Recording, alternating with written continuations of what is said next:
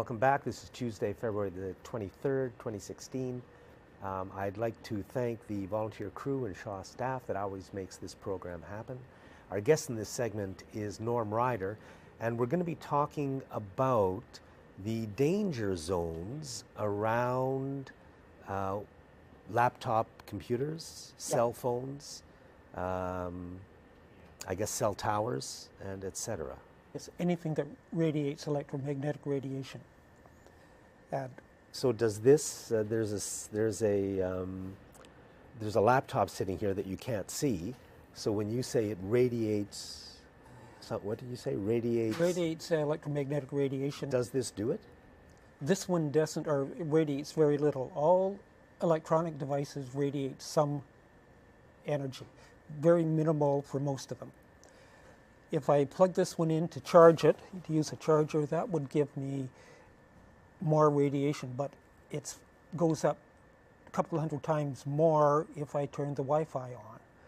And the particularly dangerous zone around, in this case, this laptop, is 1 meter from the laptop. So I would be sitting in a danger zone. How about me? You would be in what I call the cautionary zone, and the technical names for them is I'm in the near field zone, and you're in the intermediate or transition zone. Once you get into the far field, which in this case is beyond 4 meters, radiation, you don't have a lot of what is called spectacular peaks and valleys in radiation. That's when everything stabilizes, and you can use meters like this at that point to measure it. When you're inside, most meters that you see to measure radiation can't measure in the near field. So, and again, the near field is 1 meter. So most of us, if we're using a laptop, and is a cell phone the same, or? No, a cell phone is different. It's a ratio of the frequency and the size of the antenna. With a cell phone, it's approximately 10 centimeters. 4 inches is the danger zone with them. So that's not good. So if you've got a cell phone, you should really be holding it at least, and that's the minimum. In your hand, even that's not. Well, it would become useless, but that's okay. Yeah. Now, when you get to cell towers, are the large parabolic dishes on top of a rooftop. Now you're getting up to a very large distance to the near field. The intermediate field is even further out.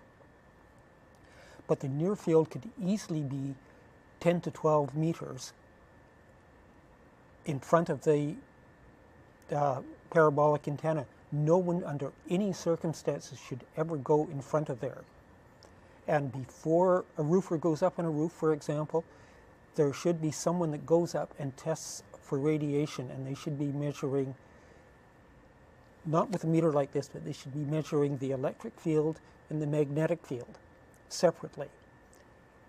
And when WorkSafe looks at it, I've looked at some of their investigations, they don't measure these independently, even though people like the BC Centre for Disease Control radiation specialist, he and I have discussed things, and he's told me under no circumstances should you go up on a rooftop without measuring these readings independently. Industry Canada also says... How about underneath?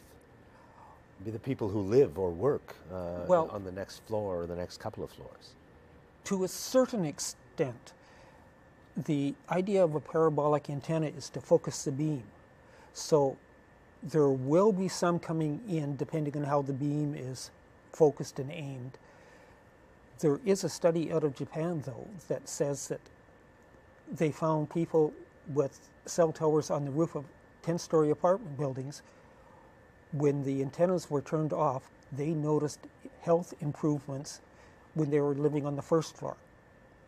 So there is an effect, a much bigger halo effect than just the level of radiation I'm talking about. And that's why when I say that with a cell phone you should hold it, to avoid the near field, at least 10 centimeters away from your head. Actually, you should probably hold it a kilometer away from your head. To that, So I think what you're saying is there is a risk to your health, or not even a risk. There is damage to your health. It's well known and well proven there is From using a cell phone. From using a cell phone. Any Wi-Fi. And any device that is transmitting a radio signal.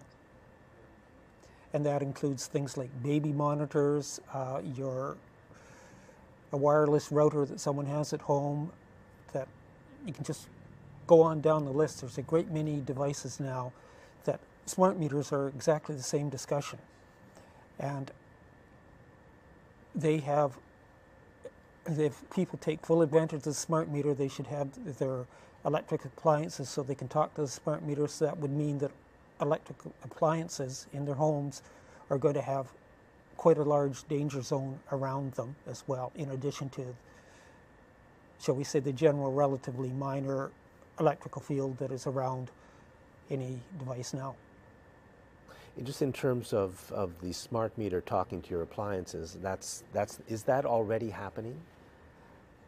Yes, some devices do have what they call the Zigbee chip in it, which communicates with the smart meter Zigbee chip. I know of no one that is actually using it, but you are finding that coming out in some of the newer appliances now. If you're not using it, it's still working, or not? From what I can understand, the Zigbee chip in the appliances, if it's there, is wired directly in, that it has to be on even if you're not using it.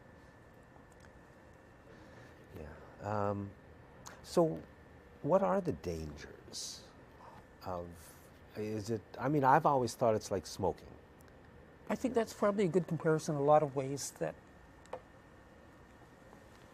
And we know where that led. Yeah. I mean, a lot of pain and suffering and death caused by smoking. Well, there's definitely, the World Health Organization classified electromagnetic radiation as a to be possible carcinogen. They are now a lot of scientists are saying, no, it should be moved up to a category 1. It is a carcinogen. Because I never hear that come up in the discussion anywhere. You know, you watch the news, you read the newspapers, you listen to the radio. I don't hear that ever mentioned as an issue that anybody should be concerned about. No,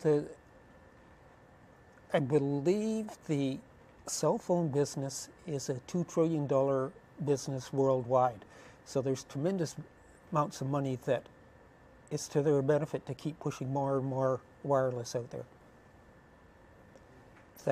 But when you talk about the health, that there's the cancer, that they've found cancer clusters around cell towers that are quite specifically associated to them.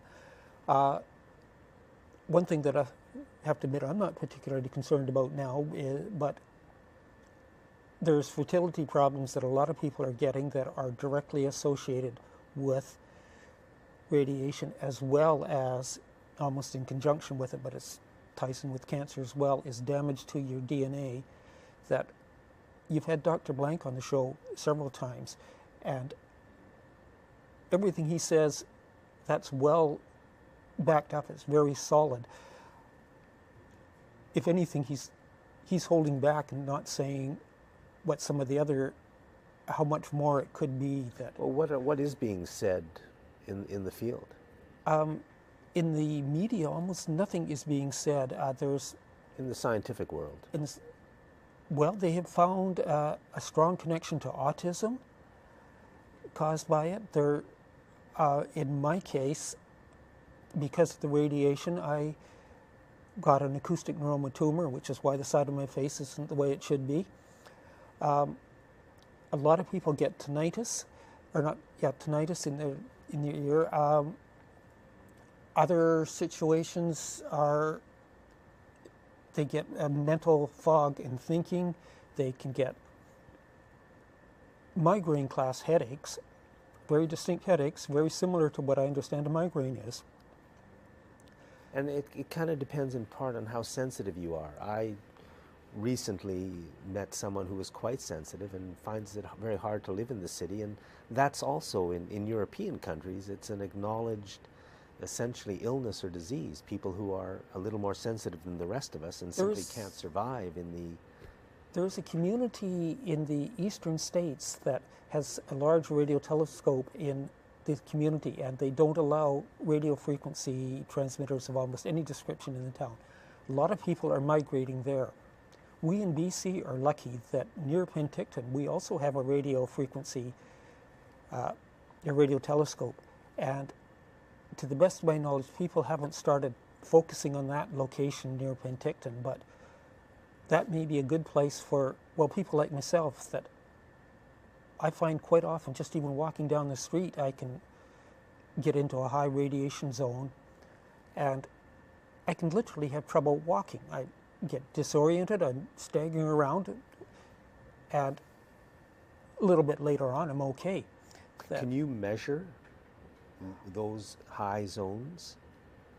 Well, a meter like that I have will measure in the far field and give you a reasonably usable number. But in the near field, you need a meter that would cost literally many thousands of dollars, or another one is a spectrum analyzer. They're expensive, and most people don't know how to use them. And the near field is when you're simply close to the radiating device. So let's get back to this laptop. I mean, if somebody's actually got it on their lap and they're using it in a wireless mode, this is probably not a good thing to do. If they're using it, no, it's a very bad thing to do. That, as a matter of fact, for a while I did use this computer on my lap, and before I realized the problems, and my legs were getting incredibly itchy to the point of painful itches, and I was developing what looked like a welt in my abdomen. Yeah, so you're more sensitive now than... Yes. Norm, we're out of time. Okay. Thank you very much. Oh, thank you. I'd like to warn people about this. And, there's a... Do you want to mention the book on the... Well, I'll be putting more information on the Bridge News website with a link to a book about cell tower siting and placement, which explains a lot of the technical details about radiation. Thanks very much for watching this segment of Citizens Forum.